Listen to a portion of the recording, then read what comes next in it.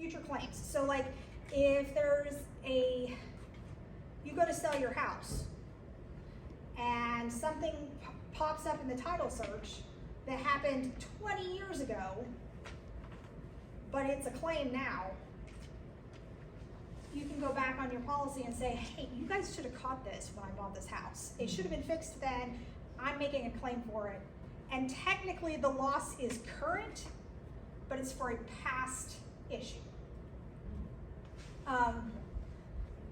It's got to be an actual loss. It can't be, just, you have to actually be out something. It can't be just something, like a plumber didn't get paid. Well, okay, no, that's an actual loss. That is an actual loss. That falls under what's called the mechanics and materialman's lien, Okay, and that's a whole other thing. But an actual loss means you have to remove a shrub. Yes, that's technically an actual loss, but we're talking like maybe a $50 loss. I mean, an actual loss of like more than $1,000 sort of type of situation. There's a numerical limit which I cannot remember because I write for 5 different underwriters and they're all different. So, but there's a numerical amount, and for the most part, if it's small, they're just like, here, just go away. Here's your money, go away. Title defect, it must impair the title. That doesn't mean termites, doesn't mean a leaky roof. Title insurance does not insure the house. Does not insure the house, it insures the dirt. It doesn't mean if a tree falls on the house, it's not that doesn't insure that. That's your homeowner's insurance. It doesn't cover if the HOA raises your dues. It does, however, cover if Jane from 2 owners back realizes grandma left her part of the property and wants her money. It'll cover that because she should have been paid her part of the property when grandma's estate was settled.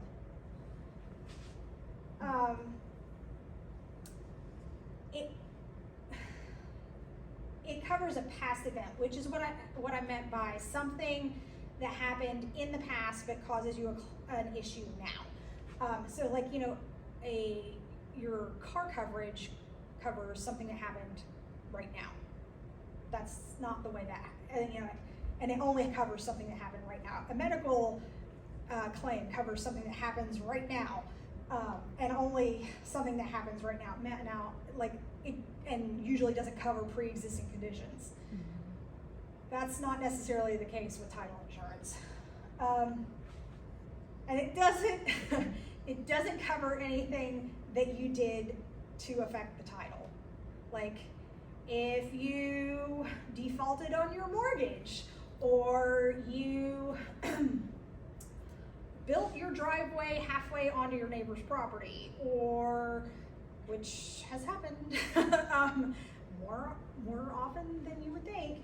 And it doesn't include things like setting fire to your own house. Just like your homeowner's insurance wouldn't pay for that, your title insurance isn't going to pay for that. Quick question. Yes, ma'am.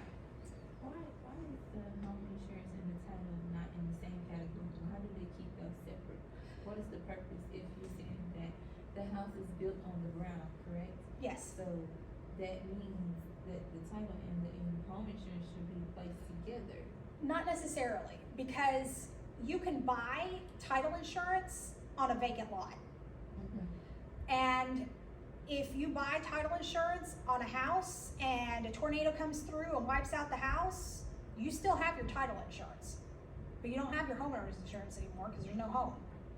That's why it's separate, because it's two separate two separate things. I mean, you can knock down, build a house. House can come and go. Yeah, house can come and go, it can The burn down, land. it can flood out, whatever. But in theory, the land should still be there. Oh my goodness. Who knows what'll happen, you know? Right. But in theory, the land Yeah. should still be Now I'm there. totally curious about like a landslide and, you know, what if that, you know, In landslide prone areas, Yeah. I'm sure, like, you know, Colorado or whatever, I'm sure there are endorsements and Oh. exceptions to policy. I don't know, I haven't Interesting. researched it Yeah. because we don't have Yeah. we're not landslide prone. That's Right. Your property Yeah. goes into a sinkhole. yeah. Yeah. There isn't anything. So Thank there God. are there is a subdivision in Birmingham, Alabama called Greystone, which is the second most expensive area in Birmingham to live outside of Mountain Brook. Mountain Brook is where all of the old money lives. Greystone is where all of the new money New lives, money. where like Michael Jordan has a house because he was a member of the Birmingham Barons and that kind of thing. Well, Greystone is built on this nice vista, on this nice like mountainside overlooking overlooking Inverness and overlooking 285 and 280. And Yeah. the net numbers are too close. Sorry. And it's really pretty, and you know all of this.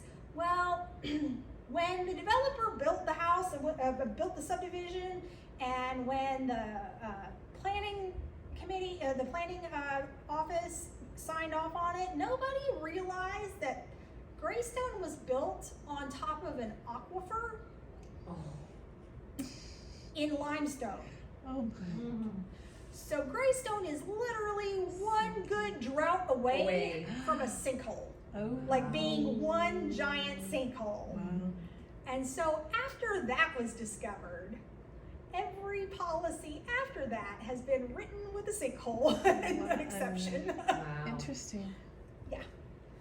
I mean, like all of the houses before that are covered, they're grandfathered in because they didn't know. But now they know. But now they know. Wow. Are people getting out or staying, or do you know? Most of the people that I know that have bought there bought there before. Mhm. But it would not surprise me if they weren't doing an ostrich thing, just putting their head in the sand saying, "Oh, it'll never, Never really it'll happen. never really happen." Yeah, and Mount St. Helens will never actually, erupt. Right, either. like you So said. what happened with that? Yeah.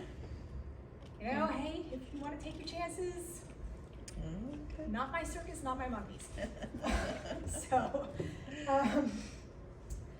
So you've got two basic types of policies. I mean, there are several different subtypes within these categories, two categories, but you have your basic two types. You have your owners and you have your lenders, and they insure exactly what it sounds like. The owners insures the owner, and the lenders insure the lenders. The owners protect the owner and the named insured for as long as they own the property. This isn't like car insurance where you have to pay monthly. You pay one fee when you buy the house, and it is good for as long as you own the property. You could have bought this title insurance in 1979, and you go to sell the house today, and it is still good. Now, your policy might only be for $50,000 because when you bought the house, that's how much you paid for it, but it is still good. You have two different kinds of owner's policy. You have your standard, and you have your enhanced, and they cover two different sets of things. The standard covers a natural person and business entities, and provides like the bare bones basic coverage.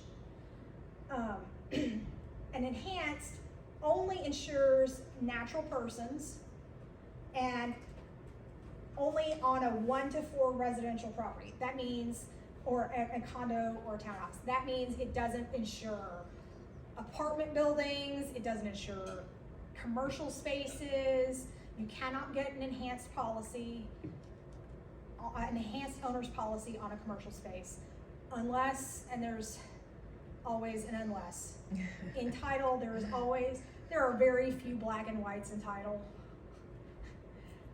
The only thing really black and white is if you're in title, you gotta come out of title, one way or the other. And if you have a mortgage, it's gotta go away. Those are the only really two, two black and whites. Everything else is gray, and even those two things, there are shades of gray in how that happens. But you can get an enhanced commercial owner's policy, but that's way out of the scope of this lesson. Yes, What ma'am. does it mean, natural persons? Like, is that some kind of clarifier? Yeah, Natural? it means it can't be a company. Oh, gotcha. Sorry. No, it's okay. So individual versus. Well, no, because it can be a trust. Okay. It can be a trust for individuals. Okay. But it can't be a trust for like Hobby Lobby. Gotcha. I know like I Gotcha. said, it's like Okay. super No, shades of that's gray. helpful. I don't remember that jumping out at me before. No, that- that's okay. that phrase. You can have a trust for individuals, and they can hold title and get an enhanced policy because it is a trust for natural persons. They put natural persons after the whole certain companies tried to get named as people Oh, interesting. kind of Okay. thing, because it was persons, and then that happened, and then Okay. they clarified that. Okay. The So. things people will do. Yeah, somebody always tries to get a way Loophole. around it. Exactly. Work around. That actually happened in the 2006 policy jacket change, 2002. Like in the first real update of the policy jacket from 1992 to like I think it was 2000, might have been 2001 or 2006. I can't remember, but like there was a giant gap where we were going with this ancient policy jacket. And then when like certain companies did that, they were like, oh, we should probably clarify that. Condos are considered a residential condo, or a townhouse is considered a 1 to 4 residence. So it's basically anywhere that you can live under residential zoning laws. I mean, I know that people live in places that they shouldn't. But anywhere that's zoned residential can be considered 1 to 4 on an enhanced. You have your lenders. That covers the lender only. It covers any loss that they may incur by loaning you money. If something happens and there's a loss, they're covered for the amount of their loan, the loan they make you. It protects the lender up to the full loan amount, and all borrowers are required to purchase this for their lender. If it is a commercial lender. Now, if grandma loans you $192,000 for your house, I want in. That's all I gotta say.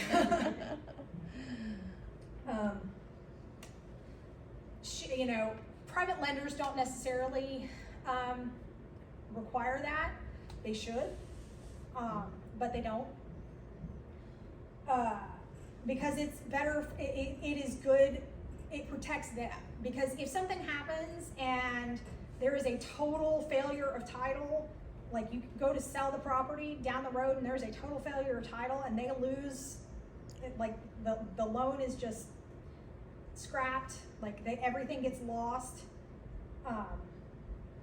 I've never really seen that happen. Most of the time, if the lender has to fall back on their policy, it's because they're foreclosing. But I mean, I'm sure it happens. I've just never seen it. And like I said, I'm not saying that it doesn't happen. It helps them recoup their losses. That, however, expires when the policy is paid off, when the loan is paid off. So, like, if you go and if you buy a house and get a loan, and then you go and refinance the policy, refinance your loan, the original policy that you bought for your original loan is gone. You have to buy a new policy with for your refinance, because you have to, one, buy a new policy for the new amount and for the new lender. So, Makes sense. and it's a flat fee. So it's not like, it's a flat fee based on the amount of the loan. So it's not like, it also is, once you don't have to keep paying for it, it's not like PMI. Has nothing to do with PMI, but it's it doesn't carry over to the next loan and to the next loan. Your owner's policy does, but I mean, it survives everything until you sell the property. If you buy a house and you get a mortgage at the same time that you buy your owner's policy, you don't have to pay two separate premiums. You can buy your owner's policy for the amount of the owner's policy, and then you get a buy one get one. You pay $150 for your lender's policy. So instead of buying your owner's policy at the owner's policy amount, and then your lender's policy at the lender's policy amount, you buy your owner's policy at the owner's policy amount, you pay $150 for your lender's policy. So, I mean, that's because lenders require that, and we want to persuade you to do the smart thing and buy an owner's policy to protect you and to possibly make our lives easier down the road. We're trying to give you a break, saying, hey, yeah, it costs a little bit more to buy this and this, but it's only a little bit more, and this is the benefit. I have a question. Yes, ma'am. It is kind of going back to that example, like let's say someone bought their policy back in 1979, whatever, but the amount's going to be less.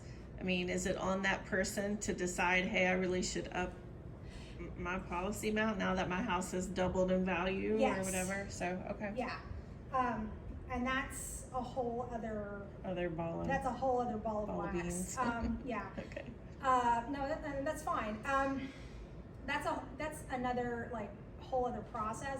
It doesn't happen very often because most of the time, people who have purchased their house that far back, one, owner's title insurance was not pushed that far, pushed that hard that Right. far back. It really was. I mean, it existed back then, but it was not really pushed hard until the mid to late 90s.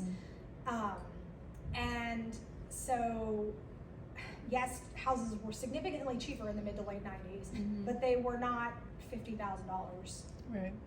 They weren't like they were in the 70s, Right. where my car costs more than Right. houses did. Right. That is. I mean, I saw the bill of sale for my grandparents' house and I almost cried.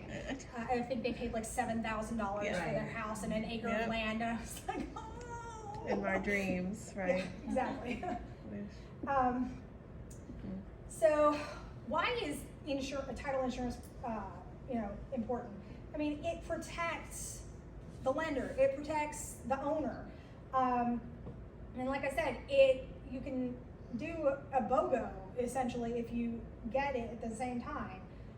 Enhanced coverage offers some post-policy problems, and that means after some things that happen after you bought the house or the land, should I say, in addition to everything prior to, and that includes the title company providing the owner with an attorney if things go that far. Most of the time, the title insurance company will try their best to settle things before it ever gets to a lawsuit, but it happens. And that's all at no cost to the owner, because that's what you pay for with the owner's title policy. I mean, even if you spend $2,000 on this owner's title policy, the cost of defending a lawsuit could be hundreds of thousands, depending on how nasty it gets. And, title companies paid out millions of dollars in claims. And that says just last year, but I wrote this in 2021. So in 2020, they covered, but I'm sure, I don't think it got any cheaper. Let's put it that way. And, the average claim is $20,000. That's like half a car. Okay, maybe half a car last year. Yeah. Not this year. Not this year. It's a good down payment on a car. How about Right. that? And so and some things can be insured over because you have a policy. When you go to sell your property, like if there's a big title issue, it can hold up selling your property. I have one now that, actually, I just let the attorney and the seller's agent know. Yeah, seller's agent. I keep listing. I'm glad they went from buyer's agent and seller's agent from listing agent to that. Just became really confusing. People are trying to sell a piece of property, but it's a big old hunk of land up in Fannin County. And they bought it and it's combined like two different tracts of land. And they bought each tract at different times. So it's got two different chains of title, and I'll get to that in a minute. So they bought it at two different times. Well, one piece of land is fine, and the other one, not so much. Like to the point where they have to go through what's called a quiet title action, which is a lawsuit to get title fixed. And so this can sell, but this can't. And there is no title insurance on this piece of property right here. There is on this one. So they can sell this, but they can't sell this. They want to sell it all together, and that's just not happening. So if they had had a title insurance on the entire thing, I might have been able to convince the title insurance company that we're writing on for the new owner to let us insure over that, and they can go and fight with the old insurance company about fixing the problem on this piece of property over here after the fact. Run it on the same underwriter. I am a big fan of, here's your grenade, Yeah. jump on it. So how is something like that, how did that happen? Two different lenders? Oh no, it's not a lender issue. It's somebody bought it at tax sale and then foreclosed on the right to redeem the tax sale, but didn't do a quiet title in REM, which is where they let everyone who ever had possibly any possible interest in the property know that, hey, this sold at tax sale. If you have any interest in this property, speak now or forever hold your peace. And then the Superior Court in Fannin County, says, okay, it's yours. That didn't happen. And then they just sold it to the people who are trying to sell it now. And so no one will touch that. No insurance company will touch that for, let's see, that was in 2015. So no title insurance company will touch that for another 14 years. Oh, wow. Unless they do the quiet title action. Wow. Because somebody could come out of the woodwork and say, hey, I didn't know I had the option to redeem this tax sale. So, Wow. yeah, that's what the quiet title action NREM. And NREM means against the world. You can't possibly know anybody and everybody who could possibly have a claim for against the property or have a claim to the property. That's why when you file an action like that, you say NREM, which means against the world. Meaning I don't have to name everybody that on the planet that could possibly have a claim to this. I'm just gonna say, hey, anybody on the planet who could have a claim against this, I'm putting you on notice. Wow. So that's sitting in my queue with my other quiet title action that has the same general issue. Yeah.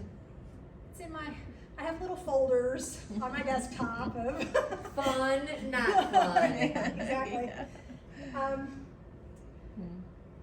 So, and then there's some things that can like easily be insured over. Like, there's a prior owner that had a mortgage that was never released of record, and it's from 2004, and the property's been sold 6 times since then. But I have an owner's title policy. You know that's been canceled.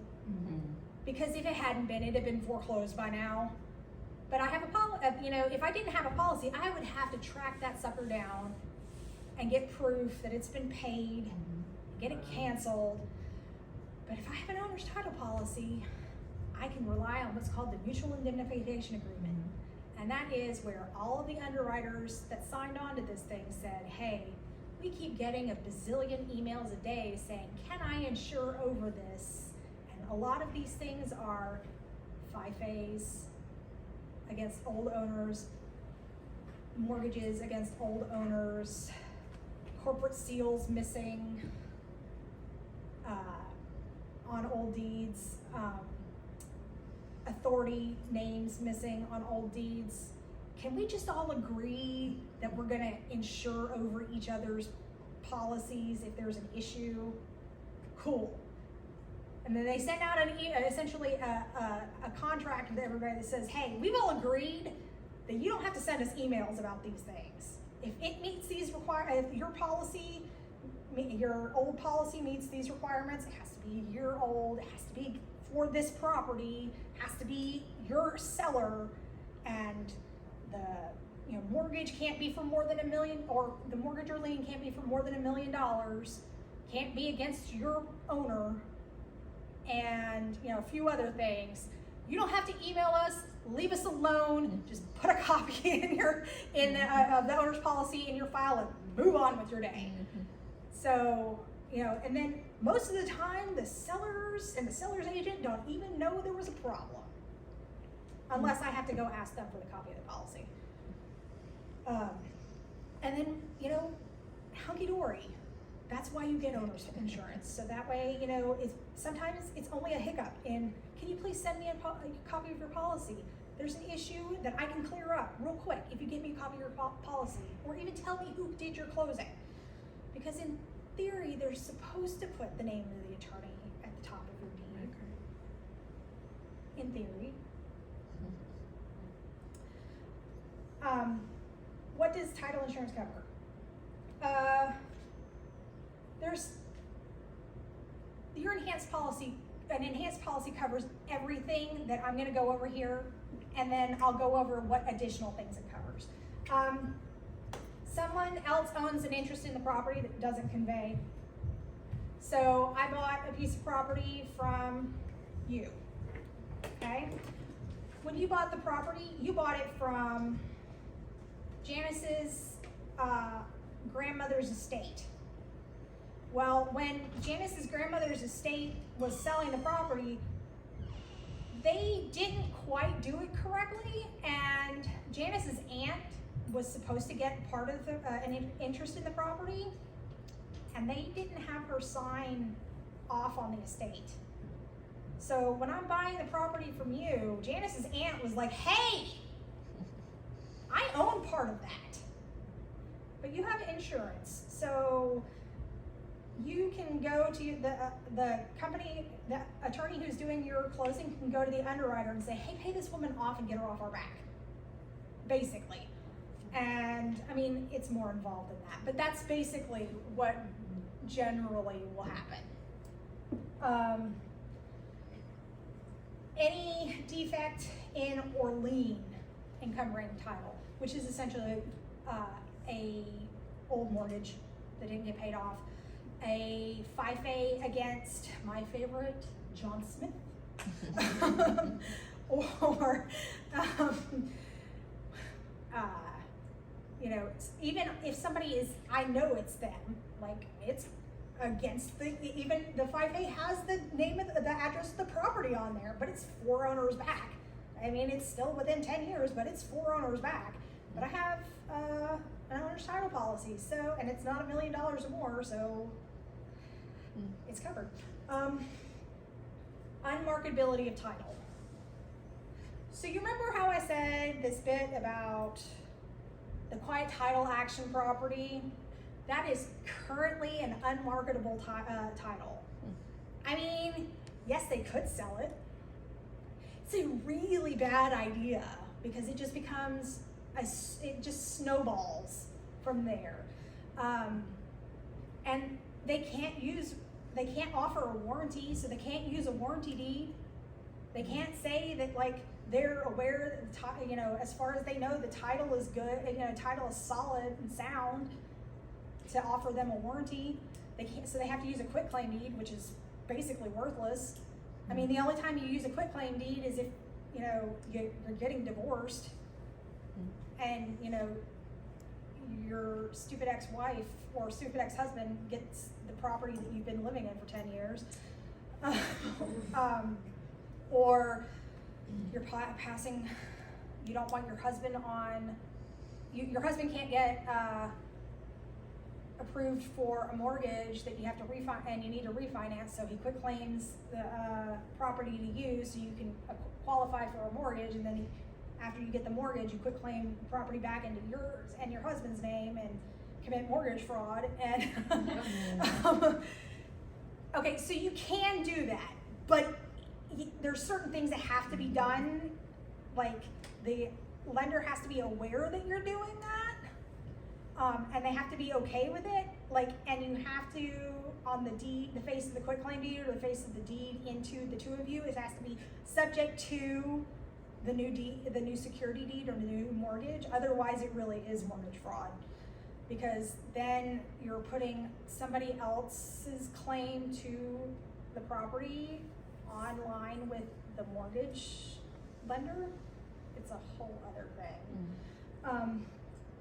That's a whole mess of things, but usually, I mean, Yikes. yeah, 9 times out of 10, unless it's a handwritten quitclaim deed that somebody did themselves, or something you can tell they went online and filled out on a form by themselves, an attorney did it and they should have put all of the correct wording on there.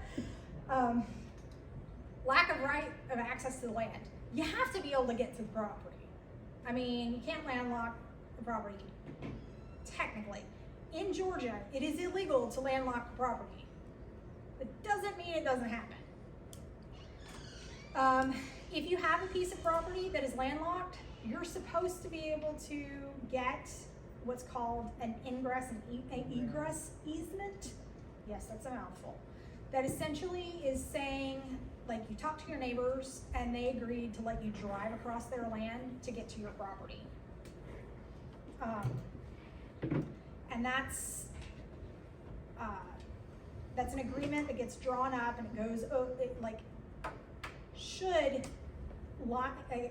lay out the property that you're allowed to drive on. Essentially saying you're allowed to drive on this property, this property only, this strip of land to get to your piece of property. And it should be done what's called in perpetuity, which means that it goes with the title of the land, instead of every time that the the property is sold, you have to draw up a new agreement. It should be done that way. There's always some LJ, or Blue Ridge Mountain, family squabble that it doesn't happen with, and there's always exceptions to the rule, and they're always fun to deal with. This is an additional, so this is covered in the enhanced. We went over this. Like I said, enhanced covers everything that I just went over, and then some more extra stuff. Forgery. So I had a claim on a file not one that I underwrote. I was getting ready to underwrite for a new sale, where somebody bought a piece of property, and the husband and wife that he bought the property from, we find out that the wife that the couple that they bought it from is raising Cain because she never signed the deed. Well, I'm looking at the we did the closing like a few years ago before I had started there, and I have a copy of her driver's license and the signature on the driver's license. You know, I'm not a handwriting expert, but like, it's close enough. I mean, like, I could tell it's the same person. Turns out that the husband had his mistress get a fake driver's license in his wife's name and show up to closing as his wife and sign the deed, and they ran off to some non-extradition country Wow. with money from the closing. Madison, that's what we were talking Yeah, about I was earlier just this saying morning that in about my divorce. head. She was saying about divorce. Yeah. You know, I said the attorney generally wants to physically see both people sign it. Yep. This is one of those situations where that wouldn't have mattered Wouldn't because matter, yeah. yeah. So technically that's covered, but this involved the Secret Service and like because wire fraud. Your Yeah, I case was just about to anymore. ask, how did that even go or turn out at the end? I don't know. I turned Yeah. over all of my documents to my boss, who turned it over to the FBI and the Secret Service, and I was like, Yeah. Wow, I was like, does she own the house, or, I mean, I wow. know that sale did not go through. So, here's another thing, right? Because now that everything is pretty much digital, Mhm. even signatures, with that being said, considering the fact that he had another woman sign the documentation, back then, didn't they used to make sure that when you sign a paper that it was identical to you signing papers prior for them? No, that's what you had the driver's license for. You had your signature on your driver's license. So they looked at the signature on the driver's license.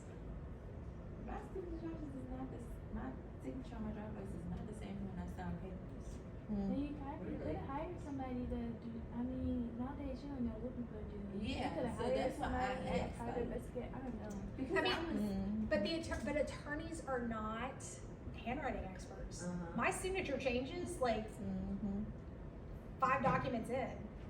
I mean, and it changed, like my husband, so I worked in foreclosure for a little while, and I was the notary for the Georgia foreclosure team.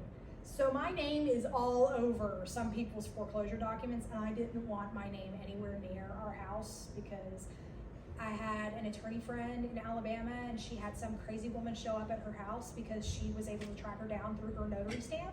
Oh my God. Because it's registered, I mean, it's on the Secretary of State website. Yeah. Wow, And so once I heard that, I was like, that's not okay.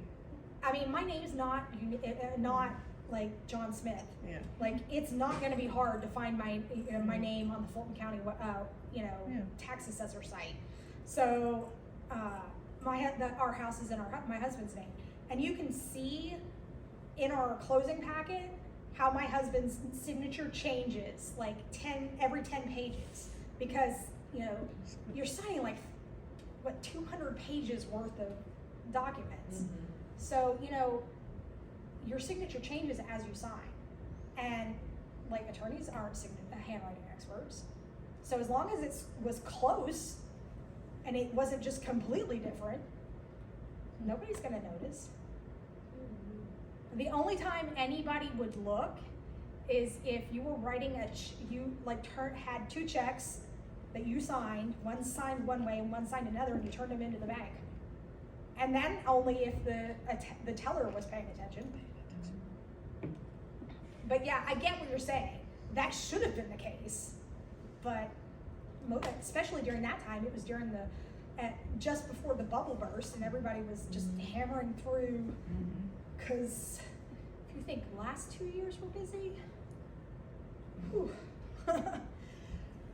So yeah, that's one way of forgery. There were forged cancellations, you name it, completely forged deeds where somebody sold a piece of property they didn't even own. Easements could be utility easements where Georgia Power has the right to drive across your property to get to a utility pole behind your house. If it causes a loss of value, or prevents the use of land by the owner. So like, if there is a Georgia Power Company easement on your property and it runs right up to your house, and literally you have no yard because of it, and you cannot utilize anything else besides your house, you could probably make a claim that should have been told to you when you purchased the property, and if it wasn't mentioned by your attorney, your closing attorney, you could probably make a claim that you would never have purchased this house if you knew you could not use your yard, or you couldn't, like, say, put a swimming pool in this giant backyard that you have, because you can't build in a power company easement. The right to limit your use of property. If nobody told you that your house is zoned residential, but your backyard is zoned commercial, and so you can't build a she shed. That's the best I got. Defective title. You remember the quiet title action? That's defective title, where it is just a complete and utter failure of title. There are other ways that quiet title actions can happen. I have one of my other quiet title actions. I have like 6 of them sitting in a folder right now. They seem to just gravitate towards me, and I don't know how that happens. Like, it's just talent, I guess. They finally hired me help for a while. I was the only title curative person in Glenridge, and in 2020 we were the busiest Campbell and Brannon location, and I was doing it all by myself. Yeah, I was a little frazzled in 2020. Can't imagine why. But they finally got me, help, and it's hard to find title curative people. So it wasn't on Campbell and Brannon. But she's like, oh man, I haven't had like anything really ugly lately. I was like, yeah, I know you haven't, because they've all come to me. Another way it's defective in title is, like, I have one sitting in there. One, I don't know what property we're selling because I can't figure it out. Like, I just have no idea. Like, I've looked at the legals on all these deeds, and none of them make any sense. And 2, I'm not really sure who owns what legal that I'm supposed to be selling. So 1, I need a survey so I know what legal is going to be selling. And 2, after I figure out what legal that is, I'm pretty sure that whoever the person who's contracted to sell doesn't actually own the property, and of record has no ties to the property. So I'm pretty sure there's going to have to be quiet title action with that so they can get title to the property.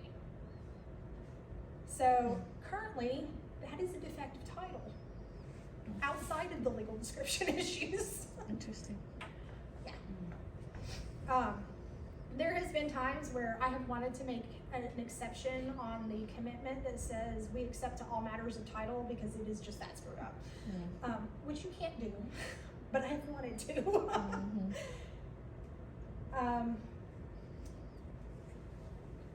There are covered risks, and that's just things that the policy covers, like the things that we just went over, forgery, and those are things, and these are things that cover that are covered prior to, policy, the date of policy, which is the date that you purchase the property. Ad valorem property taxes, they have to be paid. They are a lien on title. If they are not paid, they'll sell your house. They'll sell your property. They will go to tax sale, mostly in Fulton. Fulton loves to sell your property out from underneath you. And then most of the time they sell it to this company called Investa, who jacks up your payoff. Like you could have a $500 tax bill and you'll end up paying $7,000 to get it back. Yeah. Try explaining that to some little lady who's trying to sell. Luckily, I don't have to do that. I leave that up to the attorneys. Yeah. But yeah, it's never fun. Mortgages, prior mortgages, most of the time they should be canceled of record. But see, out-of-state lenders have this problem. They don't realize that Atlanta is comprised of multiple counties. Because most cities in other states, one city is in one county, not multiple counties. So property could be in Fulton County, but it's listed in Atlanta, and the mortgage is recorded in Atlanta, but the cancellation is recorded in DeKalb. Because they just send it to wherever. Because their recording software or whatever says that Atlanta is in DeKalb County, so that's where they send it. And DeKalb County doesn't pay attention. It says DeKalb County, the check says DeKalb County, so they record it in DeKalb County. So sometimes you have to go hunting. But if that's not what happened, as long as you have a policy, it's covered, unless it's a home equity line of credit. Home equity lines of credit are great if you're upgrading your house, if you're using it, if you are trying to sell your house and somebody took out a home equity line of credit to owner's back and it was never canceled of record, it's a pain in the butt. We had a situation, do you remember, I think her name was Dominique Dawes? Oh, yeah, yeah.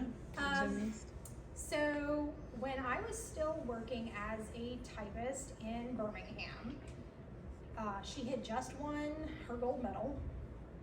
She sold her little condo and bought a bigger house in Greystone. And we were doing the policy. Now in Alabama, you don't have attorneys issue the policies. You have attorneys and then you have title companies, and it's way different. Well, not way different, but it's different. And so the attorney was supposed to cut up the equity line of credits cards.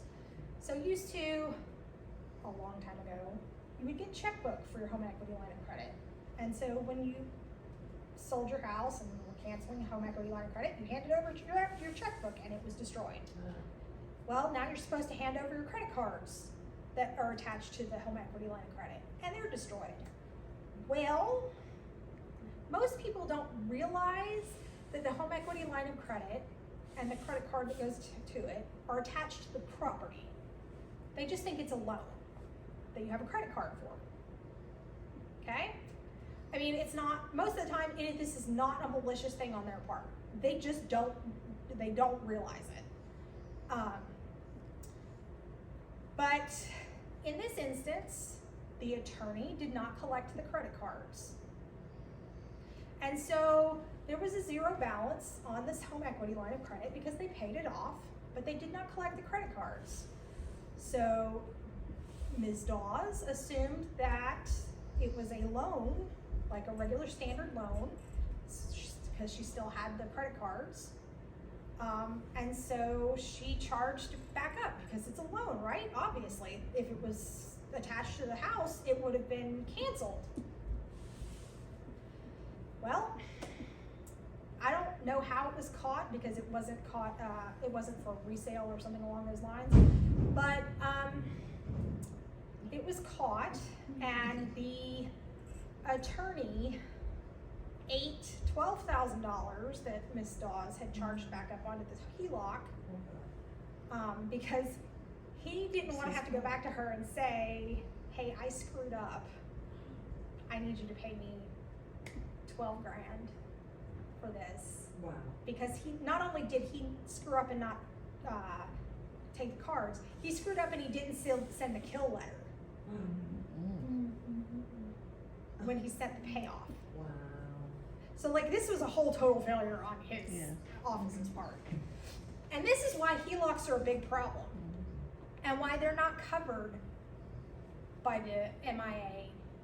And while technically they're covered by owner's title policies, the underwriter is going to make you jump through a whole lot of hoops as a curative person to clear it using the owner's policy.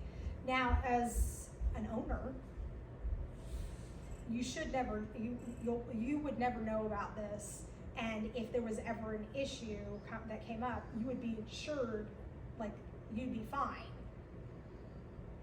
On like our end, it's a royal pain in the rump. But if you're the owner selling, you're fine. I mean, it's covered, and it's just, they're ugly. Let's just, 5As and tax liens. 5As are generally when you don't pay your credit card bill and Chase files a lien against you. Or you don't pay Piedmont and Piedmont files a lien against you. Not a hospital lien, because that's different. That's a whole other thing. But like, yeah, your orthopedic surgeon at Piedmont files a lien against you. Tax liens, not property taxes. I'm talking the IRS or Georgia State Department of Revenue. You didn't pay your income taxes. They will file a lien against you and it attaches to your property, and you cannot sell your property until it's paid. You can pay them at closing, but you don't get any money until they're paid. And boy howdy have I seen some ugly ones. HOA liens. They will file a lien against you, and they will, if you do not pay your HOA dues, they will file a lien against you and they will foreclose against your property. And if you think I'm kidding, you should see HOA, the HOA subreddit, and have at it. It's entertaining. Now you were saying unpaid plumbers. This is where the mechanics and materialmen's liens come in for services provided before closing, but the lien is filed after closing. So yes, technically the lien is after the closing, so it seems counterintuitive that it would be covered because it's filed after the closing. But if the work was done before the closing, it's covered. Like I said, it seems counterintuitive, but that's the way it is. What happens here is, say you were getting ready to sell your house and you decided to upgrade the kitchen.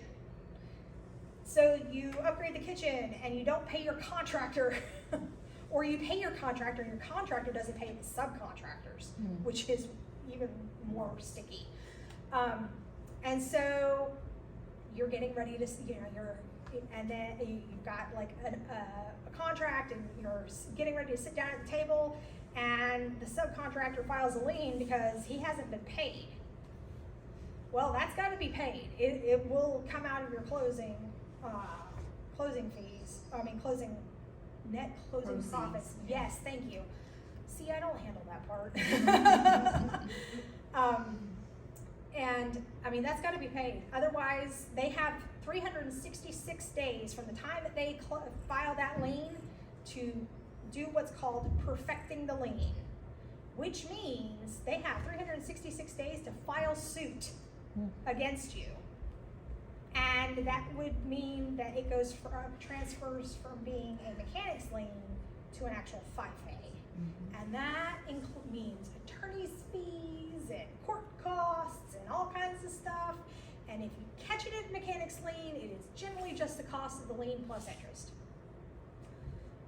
And sometimes they are very contentious. I have one now that is an $18,000 mechanic's lien that was filed by a subcontractor that was ghosted by the contractor for a kitchen remodel, and the subcontractor ghosted the seller. So like the contractor's just gone, and the seller paid the contractor. Contractor just left with all the money. Wow. So subcontractor's not paid, it hasn't been paid, and the seller already paid the contractor, but the subcontractor is not willing to release the property because he's out the money that he paid for materials. So the poor seller has to pay Again. the subcontractor again. That is awful. Yes. Now, mind you, I mean, the seller can later go after the contractor Well, sure. if he can find it. Yeah. So I have to say that something like that happened to me back in Illinois. I was building a house, had the builder. This was back 2008. So he disappeared. He made himself an LLC, Mhm. and all the home properties, all throughout Illinois, he had LLC'd them all. So he made himself the manager. So he basically, I had a rough-in, I had concrete, I had all of these contractors that did everything to my house, and then he disappeared. He walked away, and Took all of your money. that was it. Yep, That was it. that sounds about, yep, that happens, unfortunately. And if I wanted to go after, and if I wanted the property myself, I would have to pay off all of those liens. Yep. It's unfortunate, but It Yes, ma'am. stinks. Is it possible to have a lien on your house and not know it? yep. Or a lien on the property and Most of the time, people don't know about it until they get ready to till sell. it's time? Unless, like, if it's a contractor, it's very easy for that to happen, if it's against a contractor. Okay. Because they'll send service, the service will be sent to the contractor. Like the sheriff's department will show up to serve the contractor, not the homeowner. Gotcha. Unless the subcontractor or whoever is filing the lien is smart and serves both the contractor and the homeowner. And usually, and if that happens, and I have seen that happen, usually if they serve the homeowner jumps the contractor. Like, my friend Michael, the one who's in title, redid his floors and did a whole bunch of stuff to his house, the house that he just purchased. Well, not just purchased, but purchased recently. And while he was on his honeymoon, and he came back and the house was mostly done. But when they finished it, a few months later, this subcontractor shows up on his porch and is like, I didn't get paid. And Michael was like, sorry. Here's the account information for the contractor that I paid. Here's proof of payment. I suggest you go after him. And the subcontractor was like, well, I'm gonna file a lien against your property. And Michael was like, I dare ya. I'm really not the person to be threatening with title issues. Yeah, blink, blink, blink, blink. Bring it.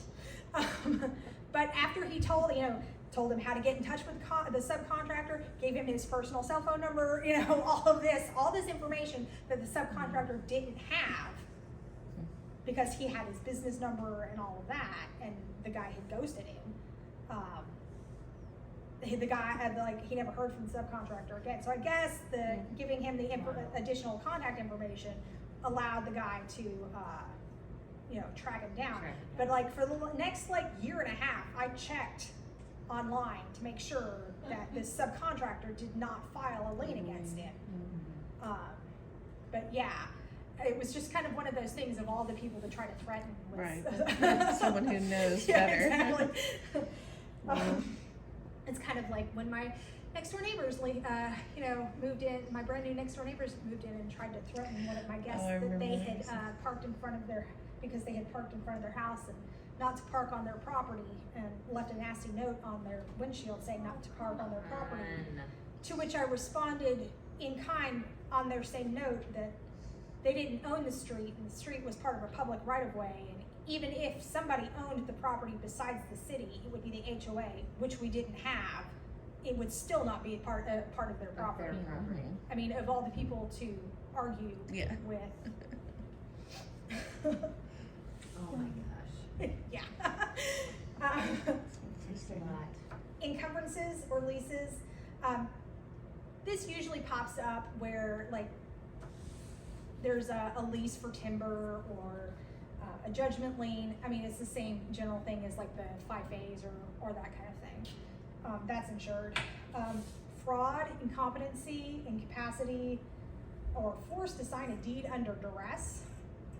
I would hope that that's pretty self-explanatory, but say that you have, and everybody has that member of the family who would screw over their own mother for $10. I'm not saying it has to be a close member of your family, but I know every family has one somewhere in the tree. Somebody makes grandma who's got dementia sign over their property because she doesn't know, what was she signing. It's happened, unfortunately. I have made people get, I've seen things where the contract's signed and the signature is so shaky that it looks like, a 3-year-old signed it, but it's a 90-year-old woman. And I know that because I see it's not a driver's license, it's a state ID, because good God, that woman should not be driving. I've made them give me a statement from her doctor stating that she is compos mentis, so that I know that she signed that contract of her own free will. It turned out that she has MS, and she could, holding a pen is not exactly something that's easy for her, which, fine, I get it. But what if she had been, forced talked into signing it by somebody Drugged. in her family, and she had no idea what she's signing? But if that is a situation that came up where somebody forced grandma to sell and she didn't know what was going on, and family members came back a few years later and said, hey, after grandma died, and said, hey, we didn't know, and you bought the property. If you have a title policy, that's covered. I mean, it's gonna be a mess and it's gonna be a lawsuit, but you're covered. You don't have to come out of pocket to defend the property. Now, it might be a situation where it's easier to take the money from the value of the house and just find another house. There's no telling. I mean, that's just kind of one of those situations. I know, I know a lot about estates and how property descent should work and that sort of thing. But I will 9 times out of 10 ask an underwriter to what I call bless things, because I know how ugly estates can get. Even if it looks straightforward, I want somebody else to say, yep, this is as straightforward as it looks, because I don't want somebody coming back 6 years from now saying something.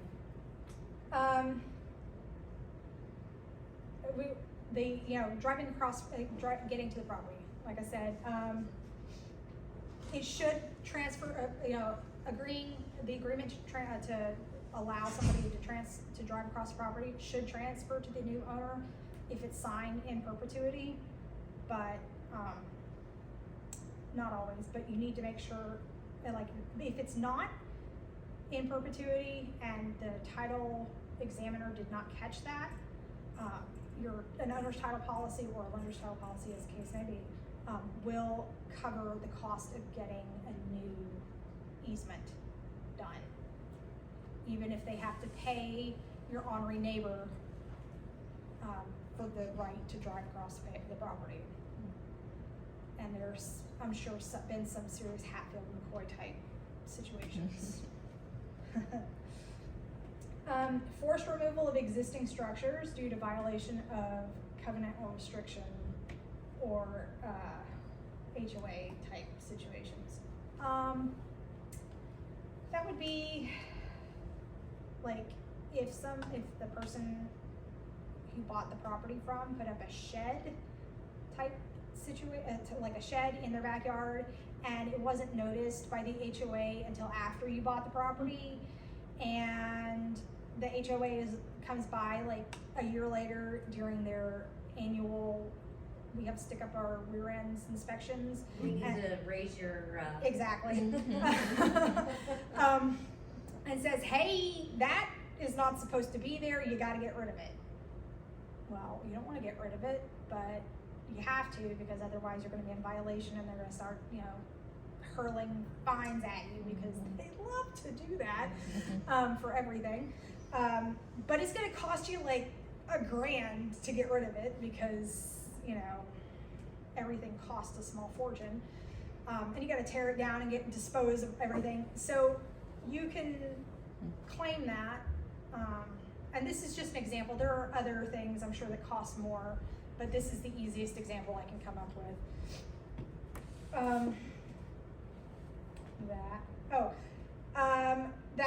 That's this next one. Loss due to violation of restrictions if the violation occurred before you acquired title, so the shed was put up before you bought it, but it was noticed after you bought the title. After you bought the property. So, yeah, you bought the house and there was already the shed, but the HOA didn't notice it until a year later. That's covered. Enforcement of building or zoning laws. They finally decided that, they were going to enforce the fact that half the building was commercial or something along those lines. That usually does not happen unless you're in one of those like mixed use development things, and most of the time that's gonna be in like downtown Atlanta or in New York, or enforcement of police power. That would be closer to happening. It's like they decided to change the flow of traffic in front of your house, and they put up a light or something, and it prevents you from turning into your driveway or something along those lines. That could be covered depending on certain situations. I've never actually seen this enforced because I've never actually seen it happen. Never. Because most of the time, it's either the house is either in a subdivision or it's so far out in the boonies that there is no traffic flow. Makes sense. Subdivision law, it's like you're denied a building permit. Like, say you bought this vacant piece of property and you're denied a building permit, or are required to correct or remove an existing violation. So you bought, or you bought a house that is supposed to be a fixer-upper, and like you are later told by the city that it has to just completely, like you bought this property for $300,000, and the value is supposed to be like, you need to like rewire it and that kind of thing. It's supposed to be like a $500,000 house, but it needs some TLC. It's one of those Nightmare on Zillow Street kind of deals. If you haven't seen that Facebook page, I encourage you. Haven't yet. It's amusing. It is It's on our scary, but it's amusing. It needs new wiring and that kind of thing. But then you buy it, you pay $300,000 for it. You got this $300,000 policy, and you go in, and the city's like, Yeah, so, this is in violation of this code, and this code, and this code, and this code. And it's not all about not all about like the health code violations or whatever. It's about how the structure was like built and completely. You're gonna have to tear that down. So, like, you've completely lost the value of the property. That is, you know, and that goes right into the, number 17, condemnation. And the forced removal of existing structure. You know this story. So, I have lots of anecdotes. My dad's family comes from a very rural town in Alabama. By rural town in Alabama, I mean it doesn't exist anymore because the population fell below 500. The house, this is the one that I cried when I found out they paid $7,000 for the house and 1 acre of land, is in a holler, and it has a creek. And by holler and creek, hollow in like, so it's in this valley, and they live on one side of the street, and my great aunt lived on the other side of the street. And there's this creek that runs on the left side. Up here is my second cousin, and over here is family friend who's not really related but might as well be because they've been a family friend forever. And then this other person who's, again, might as well be related but isn't quite. And my great aunt Dorothy. And mean as all get out to everybody. Like, she's just a grumpy old lady. Doesn't have any kids. I don't remember if she got married, but if she got married, her husband had been dead for longer than my dad had been alive. And she lived in this old house, and my cousin Keith, well, it's my dad's cousin Keith, and his cousin Sharon, like, kind of wormed their way into Dorothy's life, kind of in that whole sell your mom for $10 kind of way. And they forced Dorothy into a home in her last few years. And Keith started living in Dorothy's house. And we all knew that the back corner, like the back 5-foot corner of Dorothy's house, was on that cousin Randy's property. But nobody ever said anything, and Randy didn't care because, you know, it's the big deal. You know, it's not. You're not going to make an 82-year-old woman move her house. It's like not a big deal. Like, bygones be bygones. Well, then he found out what Shannon and Keith were doing. Like, they forced her into a home. She didn't have to go into a home. She could perfectly, take care of herself. And once she got into the home, she, declined rapidly, as some people do. And she was miserable, even more miserable than she was to begin with. She was just a miserable old woman. I mean, she loved me. I don't know why, but I was like a 4-year-old, like, blonde-haired, like, happy-go-lucky little kid. So once they forced her into the home, they started, like, essentially pillaging her house, like selling off her antiques and that kind of thing, to take care of her, to pay for her estate, her care. You can see where this story is going. Well, when Dorothy, before Dorothy passed, they got her to sign a new will, making them the beneficiaries of her life insurance and her estate and that kind of thing. Well, once she passed, they decided to sell the house, which had been promised to another member of the family, but since they had her change the will, well, when they decided to sell the house, Randy brought up the fact that 5 feet of the house was that's on awesome. his part of the property. That's awesome. So, had there been title insurance, Wow. that would have covered the fact that Randy made them pay a small fortune for that 6-foot strip, because they made the attorney for the people who were buying the house made them buy an extra foot for variance. I can't even tell you how much money he made them pay for that 6-foot strip.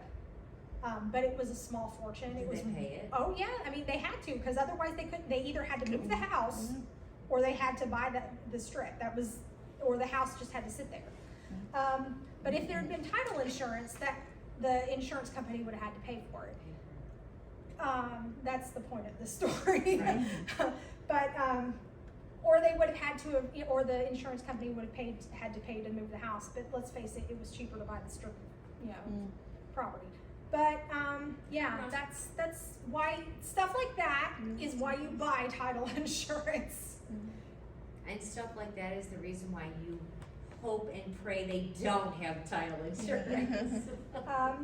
Wow. That also goes with number 21, forced removal because existing structure encroaches on a neighbor's land. And a lot of this is like seems repetitive, and it kind of is, but it's variations on the same theme. Remember the number 1 rule in real estate, CYA? Here we have it in practice. Loss due to exercise of rights to subsurface minerals or water. Now, in some states in the South, you do not own the mineral rights to your property.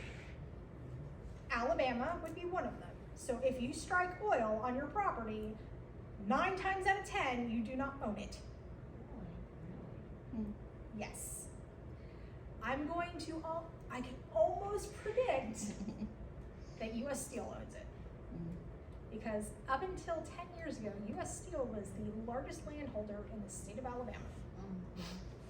In fact, I used to have binders, and I do mean binders, and that was one deed. Now, in Georgia, there isn't much separation of mineral rights from surface rights. It does happen. It just doesn't happen very often. But it can happen. But if you are in one of those properties where you are unlucky enough to where the surface and the mineral rights have been separated, if they are not accepted to, which means where the policy sets out, we will cover everything everything pertaining to title except, makes sense, right? If they're not set out as an exception, they will cover any loss that might incur if somebody comes and sets up an oil derrick in your backyard. Usually it's just cheaper to have them buy you out and leave. Take the money Okay. and run. Now, this is in here because, unfortunately, this is the South, and there are still discriminatory covenants on record. They are not enforceable, and they are no longer being recorded or anything like that, but they are still of record, because once they are of record, they cannot be removed. There can be a cancellation filed, but most of the time people forget that they're there because they're from the 50s or earlier. And so people just forget they're there, and the only time they come up is when the property's being sold, and then people are like, oh yeah, we should probably cancel that, and they put a sticky note on their desk to mention it to somebody to have it canceled, and that sticky note gets lost in, it's kind of like putting something up somewhere so you don't lose it, and then you never see it again. But those are not enforceable. But since they are still of record, they are covered by your policy in case somebody tries to do the stupid and enforce a discriminatory covenant. Now, not only will any court laugh them out of the courthouse, then there's the fact that they will inevitably make it on the front page of the New York Times. But you will also be covered for any expense for lawyers or who knows what else they would cover for this, because they just don't specify what they would cover for this, because this is such a nebulous issue as far as what the actual loss could be, if that makes sense. I don't know what the loss could be for that. I don't know if it would be pain and suffering. I have no idea. And I hope I never have to find out. I was just gonna ask, have you ever had something like that cross your desk? I've seen those restrictive covenants come up. And the only reason I've seen them come up is because I get copies of them. And they're there. I mean, they're plain as day. And the first time they came out, like I saw the first one, I was like, "You've got to be kidding me!" I know. And no, they're there. So taxes that are not previously assessed because of construction. When you buy a new house that is in a brand new subdivision, if it is a brand spanking new house, like it was built within, like say it was built, it was just finished last month. Chances are your taxes were paid as part of a much larger piece of property. And so the taxes may have gotten a little wonky, is the best way I can put it, when they were being calculated. So this covers any issue. I think I have those shoes. Sorry. I'm sorry, I just happened to see that. I was like, taxes may get a little wonky, and sometimes if that happens, like your policy will cover any loss because of that, and that is usually they don't cover ad valorem taxes except under certain situations, and this is one of those situations, because new construction taxes are so, they're 9 times out of 10 it is the fault of the assessor's office or the fault of the tax commissioner's office, but the tax commissioner and the tax assessor don't see it that way, nor do they care, and Fulton County is the worst. Nor do they want to give you an estimate on improved property. You are correct. So it's like a guessing game, and sometimes you guess wrong. Neighbor builds a structure after the policy date that encroaches on your land. Well, that's covered if your neighbor decides to build a fence or a retaining wall or a driveway. In fact, I actually have one that somebody just called asking what the next step was since their neighbor decided to build their driveway onto their land. And I was like, here's the name for the contact information for our litigation department, and here's the copy of your title policy. Thank you.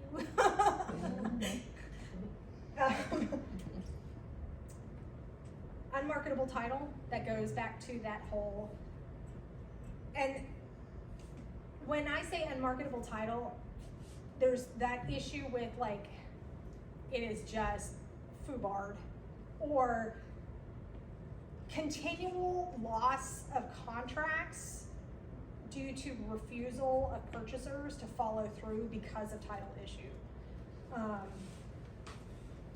Or a lender, or like continual loss of lenders to make good on loans because of they're like, no, this is gonna, like this title defect is not gonna, we're not gonna let this stand.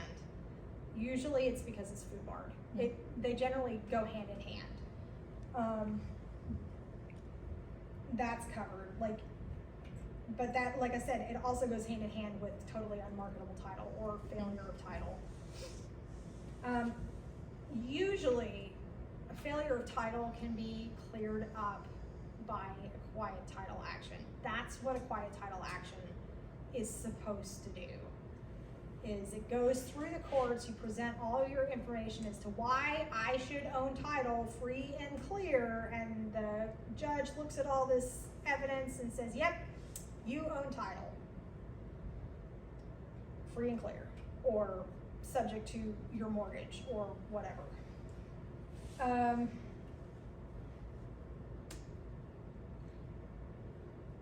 Interest declared due to invalidation by court of prior transfer under creditor's rights. That's if a mortgage didn't get properly canceled because it never actually got paid off, and they foreclosed on it, but it's been sold twice since then, and they go to court, but if you have an owner's title policy, you will still get your money back. You may lose your house, but you will get the money back that you paid for it. I was gonna say, what happens if, like, you know, the county comes in and they wanna declare eminent domain, and they want the whole block of houses so they can That is not, expand the road? that is not covered by owner's title policy. That is between you and the county. I actually had my cousin, had her house, so, Birmingham or Alabama has this, half loop road called 459, and they wanted to make it like 285 and make it a loop road around Birmingham, and they made it, believe me. And my cousin's house was smack right where, like, they were going to join it together. And my uncle kept saying, well, they made an offer on her property, and before they declared eminent domain or whatever, and my uncle was like, hold out for more, and they'll give you more. And I was like, they may make one more higher offer, and if you don't take that, they will just declare eminent domain and take your house.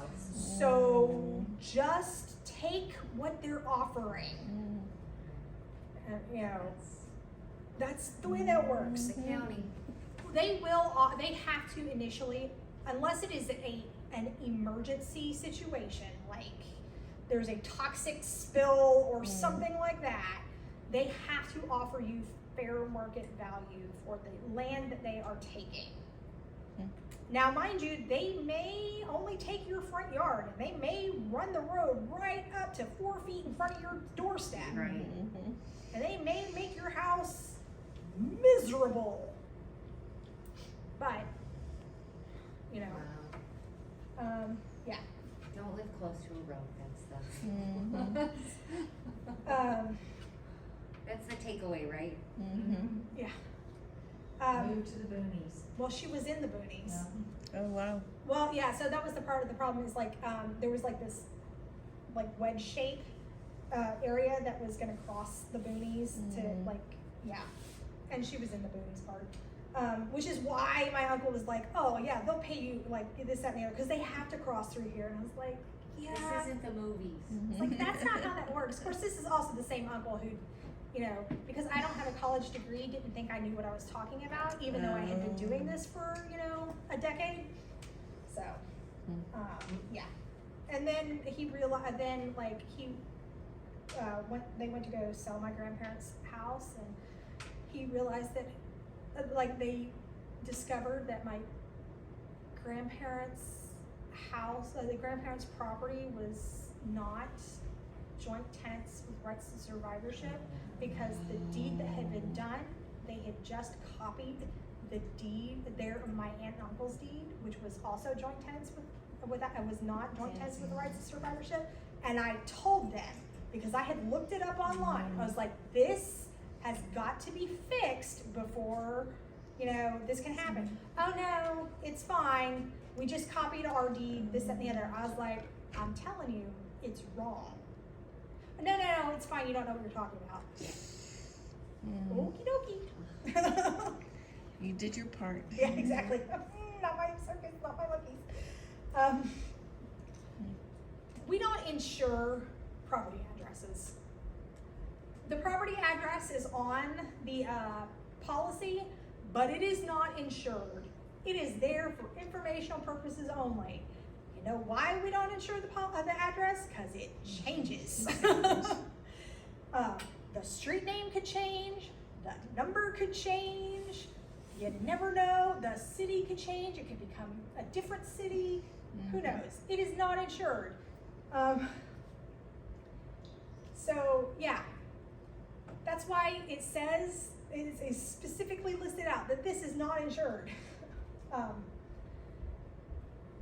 So like if a lender calls and says, we need the city changed on this, on this commitment, I'm like, I don't care. What the pre-closure is like, we need it to read, you know, Brookhaven instead of Atlanta. I'm like, whatever, just change it. I don't care. It's not insured. They do it all the time for the directional. I want you to put Southwest on there, and I want it spelled out, not abbreviated. It doesn't matter. It's not insured. I know. Yeah, but like I finally have trained the pre-closers just to do it. Because at first they were like, well, do I need to get an attorney to approve it? I was like, no, it is not insured. I don't care. If you put a map, if there's a map attached to the policy, it doesn't matter. That's not insured. Like, it doesn't show. It doesn't matter. Like, I don't know why people attach maps to the policy. It's just an extra piece of paper as far as it's concerned, as far as the policy is concerned. Things that aren't covered. Anything that the owner that bought the policy did to themselves, like you incurred a FIFA, you didn't pay your Chase credit card, that's not insured. You didn't pay your mortgage. If you're getting foreclosed on, that's not insured. Your lender is insured, but you are not.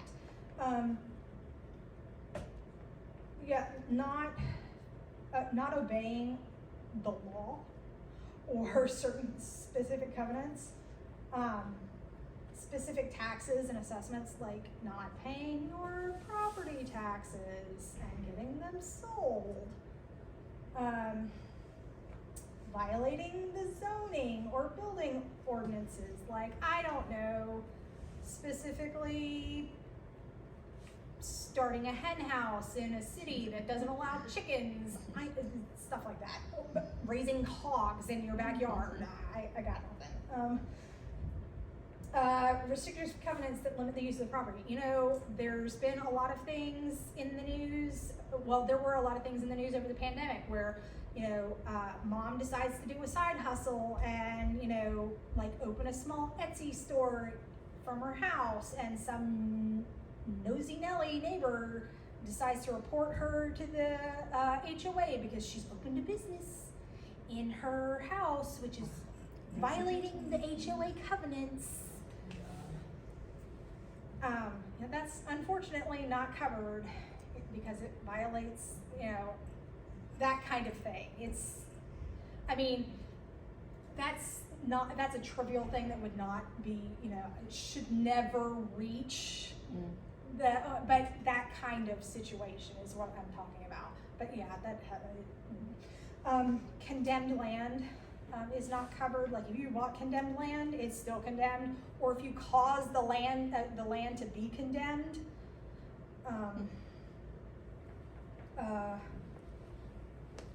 Okay, if you buy property on a lake or on a river, first off, if you buy a property on a lake in Georgia, you do not, 9 times out of 10, you don't actually own the property. Yeah, the Georgia Power Company probably owns the property, or the Corps of Engineers owns the property, and you just hold a 99-year lease.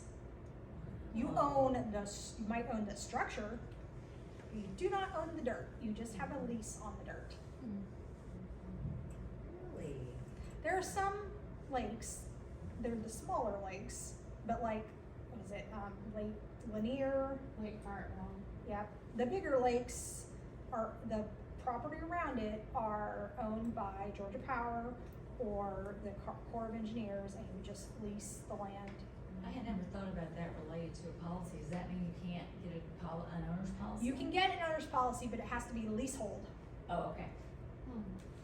I mean, obviously, before you purchase it, do you know that? Oh, yeah. Okay. Yeah. Like, it should, one, be in the contract. And if for whatever reason it is not in the contract, it should be brought up by the attorney once the title search is in. Once the title review has been done. Barring that, I guarantee you that the lender will notice when the commitment says leasehold and not fee simple. But the claims to the lake are not covered. You don't own the lake, you don't own rights to the lake, you don't own access rights to the lake. You don't, the claims of others to access the lake. Now mind you, they can't necessarily come on your property to access the lake, but you can't kick them off. Like if they're like, you always have those people who are like, get off my lawn, or the neighbors who are like, well, you're on my property because you're in front of my driveway. If you take that type of mindset and go from your part of the shoreline out towards the lake, you can't do that. That is not covered. That part of the lake from like straight out from your part of the shoreline is not covered. Like once you hit the water, it ceases being yours. If it is yours, like if it's not owned by Georgia Power. Yeah, you can't even cut down some trees without permission. Mm-hmm. Unless it is in imminent danger to your. Structure. Yep. Yeah. Holy crap! I managed to do it in under 2 hours this time. Yay. This is a record. Trust me. Yep. Any questions? I am happy to answer any questions that you might have. I had a question. Yes, ma'am. I heard you using the word FUBAR, and I'm not sure what that means.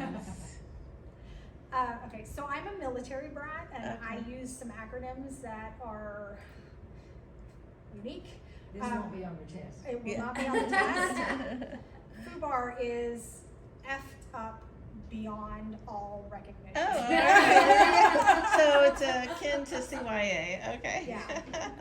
It is Not to be why, repeated during class. That's my it is naivety. why you CYA. Exactly right. Gotcha. I wrote it down like question mark. It is, yes ma'am. No, you Oh, can- okay. I would just- It is a polite way of saying Out of luck. duck and cover, yeah, yeah. I know that you stated like there's not like any classes or any like going to school for what you do. So what got you interested in getting off into doing what you do now? Okay, I love puzzles. I was that kid that loved the word problems. Now I hate math, but I love the riddles and trying to figure out how things fit here and how things fit there. And I use the word title a lot, and title with reference to real estate is not like reference to the title of a car. Title with reference to real estate is like the history of the property. So I've used this term before in some of the previous classes that I've come to. It's like the family tree of the property. You go back, like where in a family tree you go, okay, well, me, and then my mom and dad, and then their mom and dad, and so on and so forth back. On a piece of property, you would say, okay, well, here's the current owner. Well, and then here's who sold to them, and who sold to them, and sold to them, and so on and so forth back.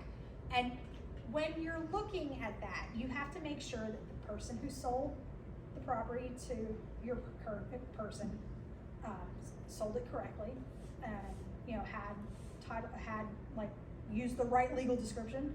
And then, like, their loans were, their mortgages and stuff were paid off. And then the person that sold it to them, you know, the same thing that happened there. And nine times out of 10, you're good. Like, it's straightforward, and if there is a problem, it's relatively minor. Like, you can't see the notary stamp because somebody used the embossed one and didn't put the little gold sticker or shade in. By the way, if you're ever a notary, don't get the embossed thing, get the little stamp. And if you do get the embossed thing, always make sure to use a pencil and shade it in because they're nightmares. They don't pick up. But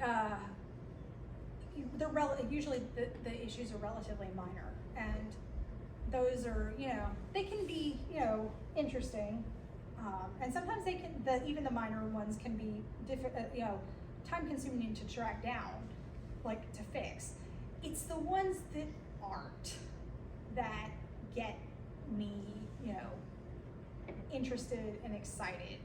I had one in Birmingham where I got called to court for it was not a quiet title action. It involved an estate. This is why I'm always so careful with estates. My case file, this was back before, and in Birmingham, in Alabama, we didn't have anything like GSCCCA. All the counties, if they were online, had their own individual system. Not all the counties were online, and boy howdy, I wish they had been. And if they were online, they weren't certified and all of that. And we were still doing things by paper, which, that's what I learned on. I prefer paper, especially on the nasty ones, because then you can, like, I have gone into a conference room and just spread out all over the place, stuck things on walls, you name it. I'm a big fan of pie charts. But my case file was this big. That was just my title file. Because the property had been in the family for over 100 years, and there had been that many wills and estates and conveyances out of estates, and that many dead people. And yeah, it took me 2 days to review all of that and connect that many dots, but it was like diving into history. And then I like in Alabama then too, I did the title for the oldest Episcopal church in Birmingham. And I mean, they bought the property in 1893, and they had owned it since then, and they were making a mortgage or refinancing a mortgage. And now, mind you, by the end of it, I was ready to pull my hair out because they had changed the name of the diocese, or the way the diocese was named, like 8 times, and hadn't actually put the name change of record. Like, they'd skipped like 4 changes. And so, like, by then, like, my vesting was like a block this big because it was like formerly known as, you know, this, that, and the other. And I was, like I said, I was ready to pull my hair out by the end of it. But it was just so, you know, so interesting. Like, my original deed was handwritten in that like super loopy, like pretty, you know, it was just, and that kind of stuff is what gets me like excited. And my husband thinks I am insane. And it's one of those things of title, you either really love it, you're either like me and you're an absolute title nerd, or you hate it. I mean, there's not really any in between. There's not really people who are like, I can take it or leave it. You're either like or, oh, God. I can't wait until this is over. Exactly, like, exactly. Like, my husband, like, he has one of those jobs where he can come and he can go, and like, if he's done with one thing, he can go and like sit down or whatever. He's, on salary as long as the job gets done, whatever. He also has like conference calls at like 3 a.m. to like Italy and that kind of stuff. So sometimes during the middle of the day, he has nothing to do. So he, in all of his infinite lovingness, comes and sits in my office, which, he thinks he's being supportive, but is really annoying. But so he'll come in, he'll sit, and he's like, "What are you doing?" I'm like, "Well, I'm reviewing a title. Do you want to, see what it is that I do all day?" Because he has no idea. And so he sat and he watched what I was doing. And he's like, "This is the most boring thing I have ever seen." I was like, "Yeah, and you deal with zeros and ones, so just leave me alone." So, like I said, it's one of those things of you either really like it because you may be crazy, or you really don't. And there's nothing wrong with it either way. If you don't like it, there's nothing wrong with that. It's one of those. Everyone I know that likes title is usually like really likes puzzles. We did like this personality test thing. I don't remember what it's called, but like they come up with like things like like Innovator, or like. Is it the Enneagram? I think so. Maybe Mine was Myers-Briggs. No, it wasn't Myers-Briggs. I was thinking about like what my category was, but every single title curative person was in that category, including Mr. Campbell from Campbell and Brandon. And when I kid you not, when he walked up to we separated into our little groups, and when he walked up, he looked at, he's like, "So we're all in whatever category." He's like, "I think that means they spelled anal wrong." Because we're generally very detail oriented and very very focused, because you can't generally be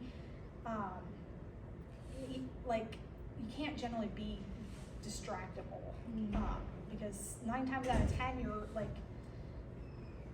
sometimes you've got like lot and block legal descriptions, which is in a subdivision where it's like lot 1, block 2 in this subdivision on this plat book and page, and that's your legal description. And then you've got where in theory it should be out in the boonies, but sometimes it's in the city because for whatever reason it just never got platted, where it's a page and a half of turn 7 degrees, 2 minutes 37 seconds west and go 42 feet and then turn and then turn and then turn, and it's literally taking you step by step around, and you have to follow around that. And I don't know, like I said, I love puzzles, and yeah. and that's No it. regrets, huh? No, I mean, it's, like I said, it's one of those things that when I started, I was literally I was working as a receptionist making minimum wage, like with she was 18 months old. I had a daughter, and my friend Michael had just started as a typist, and it was super crazy. They were like, "Does anybody know anybody who can type?" And he was like, "Yeah, I have a friend who can type 110 words a minute." They were like, "She's hired." And so I showed up, and that's how I started. I got tired of people, them sending back corrections for stuff that was not on the list of things for me to do, because they'd like write up, put this on here, put this on here, like, well, that wasn't on there. Why are you sending it back? Well, it should have been on there. Well, how do I know if it should have been on there so I don't get it back because you screwed up? And then they'd show me, like, this is how you can tell.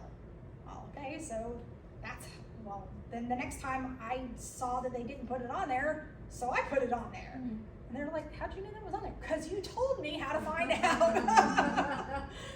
So that, and that's how I learned. and it just went from there, cause it literally started out because I got tired of getting blamed for their screw ups. So, yeah. So I noticed on your website, or on the company website, that, offices all around Atlanta, Mhm. but also in Florida. So why Florida and why? Cause Camille wanted it, I don't know, like, I have no idea, they're talking about, they're thinking about, starting stuff in Alabama as well, which Just would be, expanding. yeah, which would be good. I think Camille, they were talking about it, and they haven't really moved into to Alabama. I did tell Camille that I had until like 5 years ago. I was an Alabama licensed title agent, because you have to be a licensed person to sign a commitment or a policy in Alabama, which is different from Georgia, because anybody can sign a policy in Georgia as long as they are like on the, yeah, but you have to have a license. You have to be licensed by the state of Alabama to be able to sign a policy. I didn't realize there was that. So what, was that a hard test, or? It was definitely not easy. Oh. But part of the reason it was not easy is because it also covered things that I was not, like, it covered things that had nothing to do with underwriting a title. It covered things like the HUD and like what was on line 3100 of the HUD. I don't know. Yeah. Which, you know, I luckily had gotten, I let my license lapse because I stopped underwriting for Alabama. But I got in the last class, because you have to take a state-run class. Okay. I got in the last class before we switched from HUD to CDs. Oh, wow. Wow. So I did not, I kind of had, there were certain lines that I knew what it was, so I didn't have to completely relearn everything for the CD, because now, like, if I went and tested for it, I'd have to relearn everything on the CD. Is that true of every state that's not an attorney state? So would there be licensing in Florida required, or is it It just varies by state. All right. Alabama actually, up until, the licensing thing is within the last 15 years. Gotcha. Yeah, 10 years. 10 years, last 10 years. Because when I moved to Georgia, it was at that point, it still had not been. Because licensing is not required. Well, no, when I moved to Georgia from Alabama, it was not required Right. in Alabama. Oh, it was not in Alabama. But I started at a firm that had an office in Alabama, and since I was familiar, they opened an office in Alabama, and since I was familiar with underwriting in Alabama, they had me You were the one. they had me do the test so that I could, and by that time they had implemented the licensing, so they had me take the test so that I could, you know, do underwriting for the Alabama office. So. Question. Yeah. Do you see the future of advanced technology or AI changing what you do in the industry in the near future? So there's a lot of talk of AI doing a lot of the cursory review, and that terrifies me. Yeah. Mostly because I will look, sometimes I will take, if there's a long page and a half legal description, and I have looked at the legal description and I've reviewed it, and the legal description is correct, and I don't want to have to type out that legal description again. I will use, we use Adobe Nitro, which will allow you to cut and paste and convert that PDF to a text format, to where I can literally paste it, paste it into a Word doc, to where it is actual editable text. So it's not like a picture. but I've seen the conversion on some of those where like corner becomes comer and stuff like that. So Little if typos. that happens with something like that, what is an AI gonna do with a handwritten deed True. Wow.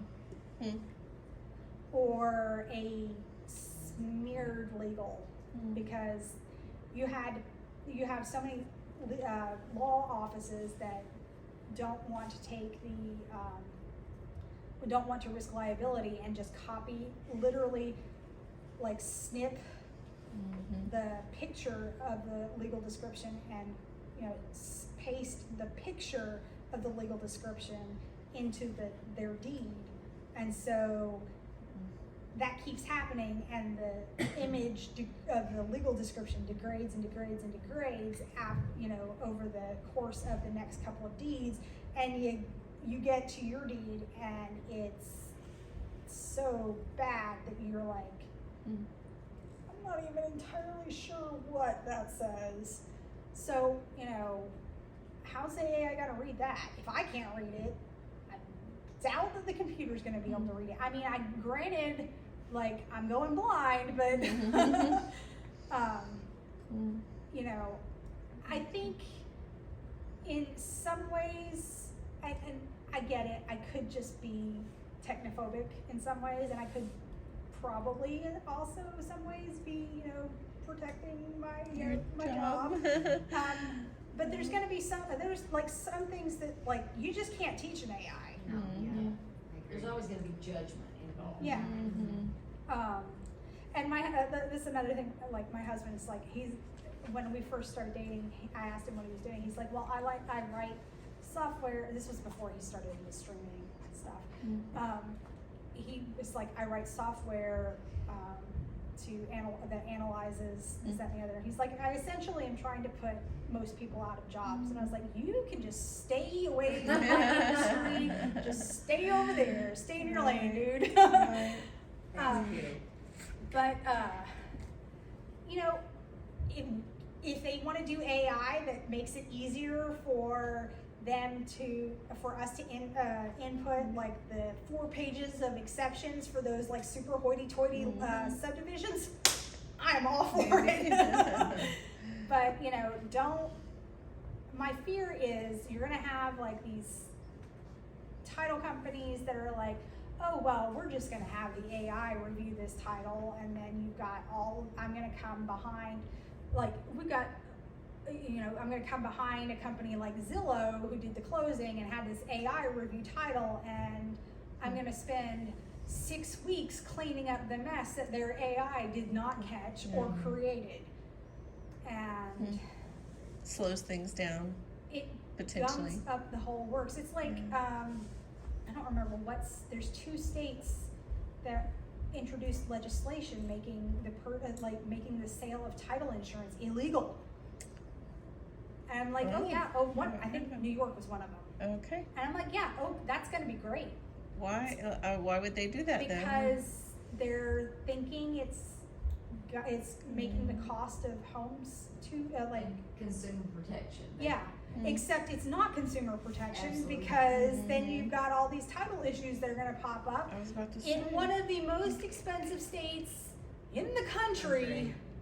So, you know, 6 years down the line, when these people are selling their properties, Yeah. Interesting. yeah. Have you heard of something called Alana? Alana? We have an attorney who's mentioned it when we've had some conversation around AI, and this is in a previous session, so these students haven't heard it, but I don't know. I know it's out of Texas, and it's kind of an AI something new related to the industry, but I just didn't know. Does our remote learner have any questions? Yeah, anything from Barbara? I've texted her, No? so Okay. give me a second. She's shaking her head. She says no, so all good. Yeah, no? I didn't want you to feel left out. Yay. That's probably it, unless anyone else has a question. What do you know for a person who never did real estate closing and they're like someone they're basically want to get in the industry with? What best Nice. That's actually a good question. The easiest way for that, I think, is to try to get in maybe like on an, if you have like no experience whatsoever, is to maybe try to get in like as an entry level type thing. Like at Campbell and Miranda we have file openers, which is where we get the contract in and we got to get like the file opened and the title ordered and that kind of, and like sent out to the pre-closers and that kind of thing. And that way it would get you familiar with, one, the documents involved. Like if you weren't in, if like here you'll learn about like the documents involved and that kind of thing, but it'll get you like hands-on. This is what it looks like, and this is the variations of everything that it looks, that of what these look like, and it'll get you with a foot in the door. And then you can start doing things like asking, well, what does this do? And what does this do? And how do I know how to do, how do I know when to ask to do this? And how do I know when to ask this? Because right now, everybody who wants to hire like a pre-closer or a closer wants experience, but nobody wants to train anybody. And that is, I think that is the downfall of every company on the planet. They all want experience, but nobody wants to give people experience. A chance, yeah. And that's stupid. Like, it's counterintuitive. Yes, I get that people don't want to take the time and spend the money to teach people from the ground up, but I'm kind of the opinion that I would rather have somebody who knows absolutely nothing about it and I can teach them the way I want them to learn. Which is like when they were looking for me help and it finally got to the point where it was like a year and a half in, I was like, look, just find me somebody who can read and who can learn and I will teach them myself. Because I would rather have that than somebody who's like, well, that's not how we did it at so-and-so's, or that's not how we did it here. Well, I don't care how you did it here. You're here now, and this is how I'm telling you to do it. So if you start out like no experience or whatever, if you start at the entry level and just kind of keep pushing, I want to learn more. I don't know anywhere that will tell you to stay in your lane. They will absolutely teach you, okay, that's not true. I know some companies that will tell you to stay in your lane, but you don't want to work there anyway. Right. If they tell you to stay in your lane, that is a huge red flag. That is the type of place that has no internal growth for you. So that is my career advice to all of you. If they tell you to, that's not your job, don't worry about that. That's not, just, move on. Because if you show them that you want to learn more, they should teach you more. They may say, hey, I don't have time for that right now, circle back to me at the beginning of the month, because the end of the month for closers and pre-closers are insane. The end of the month for title people are generally fairly slow because we should have reviewed everything that's closing in theory, unless they start, oh, here's a contract for something that wants to close next week. Tomorrow, that's my favorite. Is cash getting close tomorrow? No.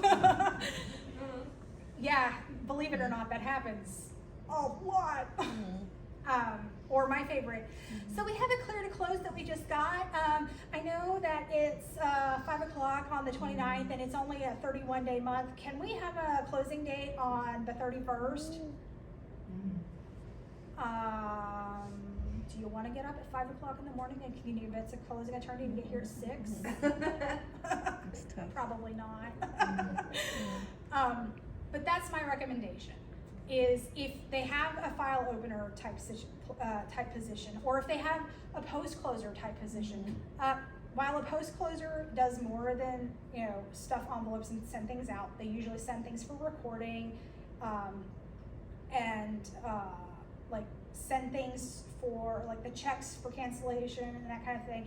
usually they will take people with less experience in that position because they're not necessarily handling the money. Well, they are handling the money, but they're not handling the money. The They're handling the money numbers to put them in it, put it in an envelope and send it out to that extent. So those are the two very good entry level spots where you can get your foot in the door and get some experience and get to where you can ask for more experience and more responsibility. Good. But like I said, if you ever get somewhere and that doesn't even pertain to title or real estate or anything, closing or anything like that, if they tell you to stay in your lane and don't ask questions about things that and you want to move somewhere else and up, then if they're telling you that, then they have no intent for internal growth whatsoever, and that's a red flag. So. Yeah. All right. Well, you have my cards, and like I said, if you have any questions ever in your growth in real estate, feel free to email me. I do not feel Turn away. I do not turn away questions. Exactly. That's good. Turn away questions. I do not hoard knowledge. Right. Thank you you. very much. Thank you so much, So Miranda. Yeah. How about it? So my name is Miranda Rosenblum, and I work at Campbell & Brennan. I am a title curative specialist, or some people, I've gone by many names and many titles, but currently it's title curative specialist. I'm going to go ahead and give you my card. I am a firm believer in not hoarding information, so I don't care if you're at somewhere else. If you need to contact me and ask a question, ask a question. We have in this industry a big problem called what a lot of us are calling the silver wave, which is the issue of lots and lots of people retiring and not a lot of people replacing them. And part of the problem with that is for the longest time, there's been an issue with, especially in my portion of this line of work. They hoard information. It's like they don't want to share what they know because they're afraid that if they share what they know, then they'll get pushed out of the way.